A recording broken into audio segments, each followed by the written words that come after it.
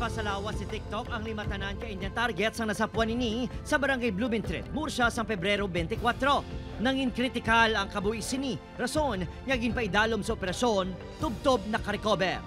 Sa Agosto, nag-glow up pa si TikTok. Naka-photoshoot pa kag nakapasakop sa fun run kaupod ang pila ka animal rights advocate sa Bacolod City. Si TikTok, isa lang sa mga nangin biktima sang animal cruelty sa Negros Occidental kag Bacolod City nga nangin survivor. Apang, kung ang Indian target na lapuwasan ni TikTok, kahapon, September 7, ginbawian ni isang kabuhi sang nabungguan sang wala pa matumod nga salakyan sa Bacolod City.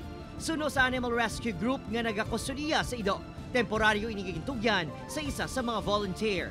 Kaysa shelter siya. Pagrampat lang isang December, malagi pa foster ni Manang. Malagi kami Japon at susubong sa idea kung paano nabungguan ko, kung anong reason. Masakit para kay Nanay Corazon ang pagtaliwan ni TikTok bilang una sini nga amo. Dabariyo naman nga sa namin ng pamilya. Lain niya sa buot namon niya nakita na namon siya yung naghampang-hampang pa sa... Nagpaatag naman ang pila ka nag-atipan kay TikTok nga wala nila ginalauman nga mabungguan ang ido.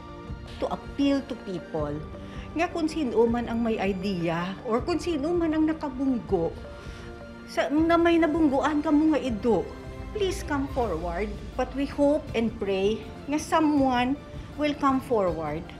May ginpatigayin nga public viewing kaina sang aga antes ging-cremate si TikTok. Ginto nga sang pamilya de la Cruz kag sang Animal Rescue Group ang mga abo bilang handumanan kay TikTok.